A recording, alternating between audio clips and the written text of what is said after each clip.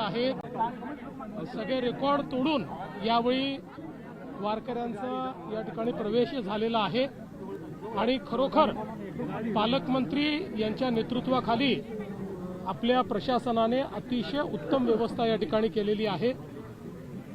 आता उद्याचा दिवस देखील अत्यंत महत्त्वाचा आहे, त्यामुळे निश्चितपणे यावर्षी जशी उत्तम व्यवस्था झाली, संपूर्ण वारीचं आषाढीचे पर्व संपलं की काही कमतरता राहिल्या आहेत का त्या पुन्हा एकदा बघू आणि याहीपेक्षा चांगली व्यवस्था पुढच्या वर्षी करू। सर, या इथं 25 लाख मराठी लोक आहेत, तिथे काही मराठी जमलेत, मराठीतर्फे काय वाद सुरू केलेला आहे, कसं बघताय? एवढं 25 लाख लोक इथं तुम्हाला बघताय।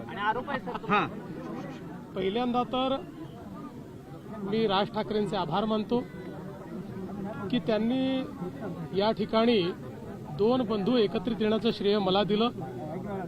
श्रद्धेय बाळासाहेबांचे आशीर्वाद हे मलाच मिळत असते, पण मला असं सांगण्यात आलं होतं की विजय मेळावा होणार आहे, पण त्या ठिकाणी रुदालीचं भाषण देखील झालं आणि मराठीबद्दल एक शब्द न बोलता आमचं सरकार गेलं, आमचं सरकार पडलं, आम्हाला सरकारमध्ये द्या, आम्हालाच निवडून द्या, हा मराठीचा विजय उत्सव नव्हता, ही रुदाली होती।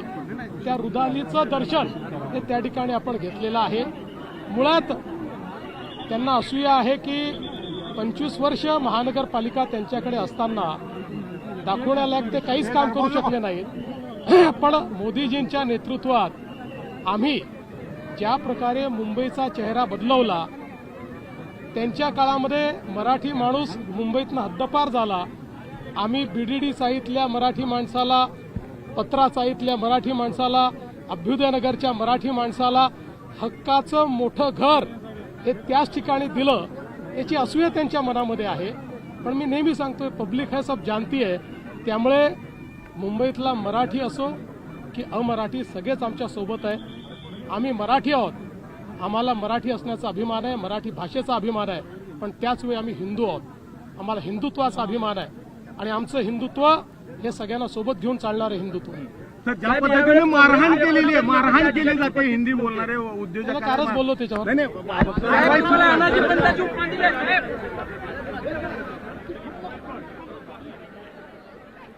आपण ही दृश्य बघतोय, मुख्यमंत्री देवेंद्र फडणवीस यांची त्यांनी प्रतिक्रिया दिलेली आहे विजयी मेळाव्यासंदर्भात आणि ते बोलताना असं म्हणाले की मराठीचं अवाक्षर सुद्धा काढण्यात आलं नाही, उद्धव ठाकरे फक्त रडत होते कशी त्यांची सत्ता गेली म्हणून रुदाली असं विशेषण त्यांनी वापरलेलं आहे उद्धव ठाकरेंच्या भाषणासंदर्भात।